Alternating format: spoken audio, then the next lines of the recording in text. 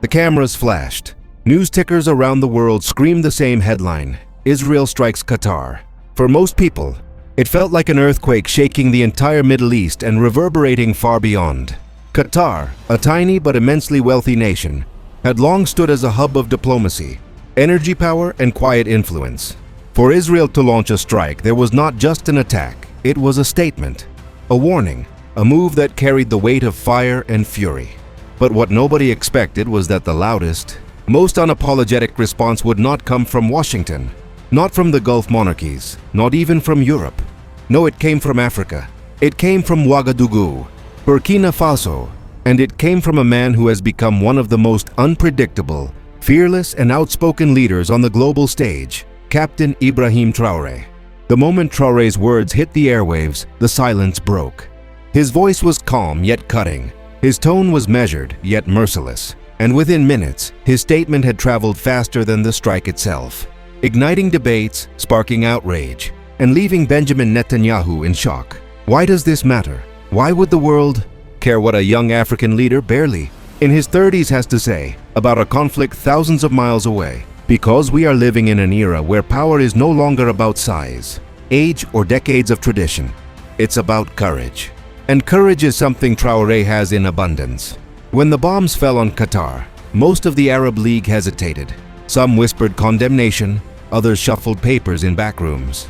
But Traoré, standing before cameras in Burkina Faso, didn't hesitate. He didn't mince words. He said plainly, Africa will not remain silent while the sovereignty of nations is violated. Israel has crossed a line, and Netanyahu will answer for it, not just to Qatar, but to the entire world. This was more than a statement.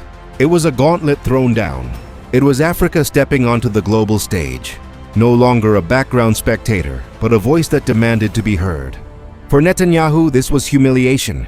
Imagine the scene: the seasoned Israeli prime minister, decades of political maneuvering under his belt, suddenly being challenged not by Washington, not by Brussels, but by a leader from a nation that Western media has long dismissed as small or irrelevant. Netanyahu is used to fighting political battles in his backyard Palestine, Lebanon, Iran. But to be called out directly by a young captain from West Africa, that rattled him. Israeli media scrambled to cover it. Analysts were stunned, and whispers inside the Knesset grew louder. Had Netanyahu underestimated the rise of Africa? Qatar isn't just a Gulf state. It is home to Al Jazeera, one of the few networks that dares to challenge Western narratives. It's a financial powerhouse that funds movements, builds alliances, and influences politics from Africa to Asia. To strike Qatar is to send a message: no one is safe. Not even the rich, not even the powerful, not even those under America's protective umbrella. But Qatar has invested billions in Africa ports, banks, infrastructure, and Burkina Faso has felt that influence too. For Traoré, standing up for Qatar was not just diplomacy, it was loyalty. It was strategy. It was solidarity. He was saying, if you come for them, you come for us too. For decades, Africa has been treated like a chessboard where bigger powers move the pieces.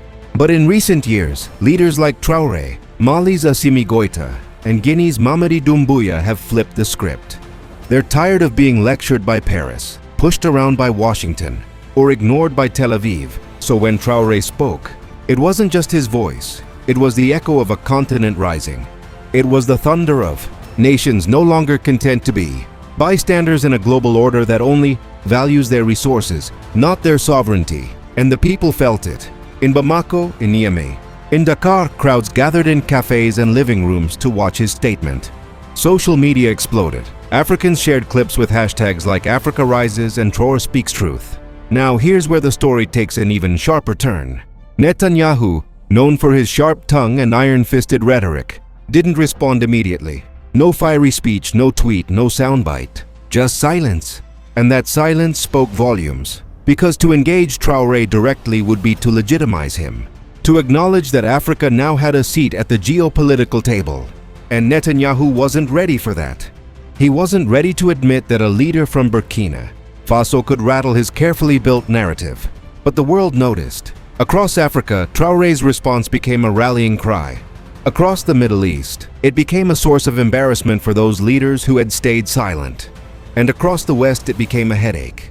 Western think tanks rushed to publish papers. What does this mean for Africa-Israel relations? Could Burkina Faso influence the Arab League? What happens if more African leaders join this chorus? The answer is simple. The balance of power is shifting.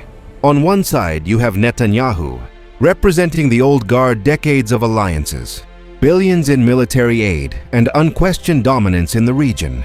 On the other, you have Traore young, defiant, unapologetic, representing a generation that has no fear of speaking truth to power.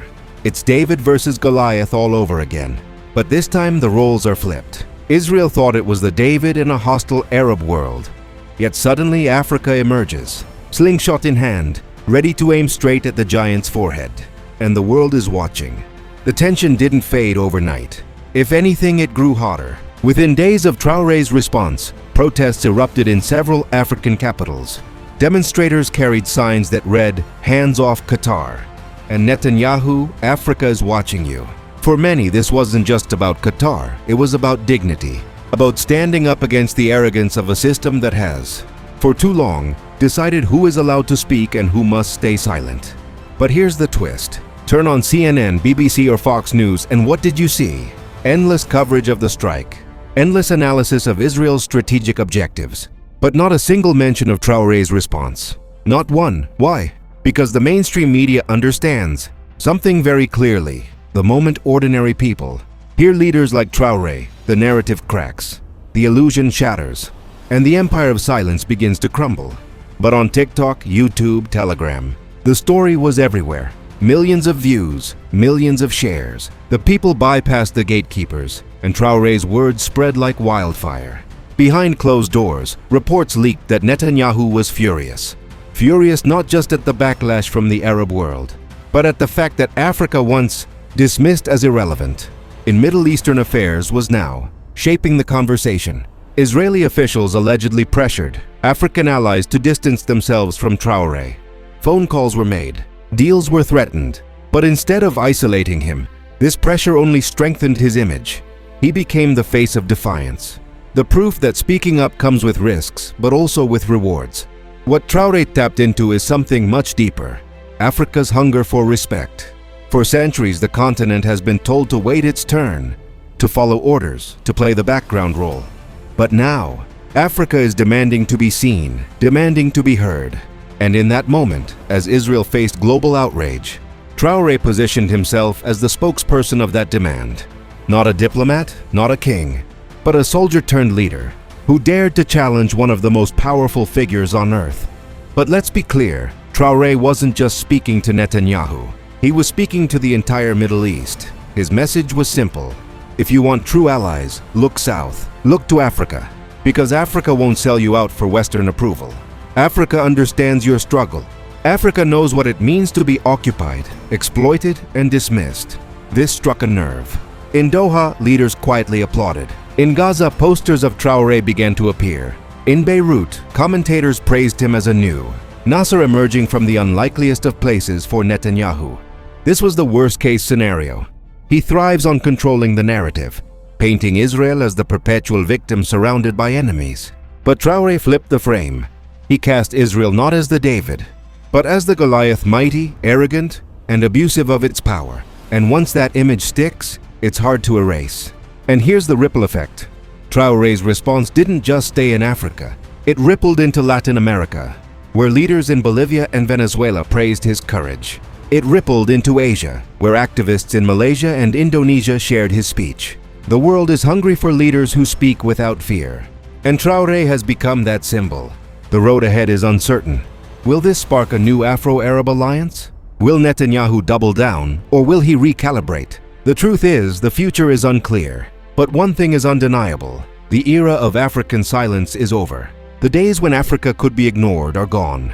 And Netanyahu just learned that the hard way. So ask yourself this. Why did it take a young captain from Burkina Faso to say what no Arab king, no Western president, no global institution dared to say? The answer is simple. Because truth is dangerous. And only the brave are willing to risk everything to speak it. That is why Traore's response stunned Netanyahu. Not because of its volume, but because of its honesty. Not because of its anger, but because of its clarity.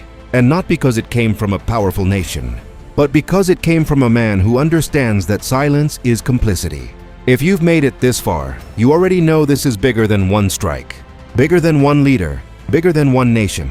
This is about the shifting tides of history. This is about Africa rising, the Middle East resisting, and the world awakening. Don't just watch, participate. Drop your thoughts in the comments. Do you think Traore is the voice Africa needs right now? Do you believe Netanyahu underestimated the power of this moment? Let's talk about it. And if you believe the mainstream media will never cover stories like this, truthfully, then share this video. Share it with your friends, your family, your community. Let's make sure the truth spreads further than the lies. And most importantly, subscribe. Because here, we don't just follow the headlines, we expose them. We don't just consume the news, we confront it. This is the People's Channel. This is where the real story lives. So hit that subscribe button, join the movement, and together, let's keep shining light where the mainstream wants only darkness. Because the story of Traore versus Netanyahu isn't the end. It's just the beginning.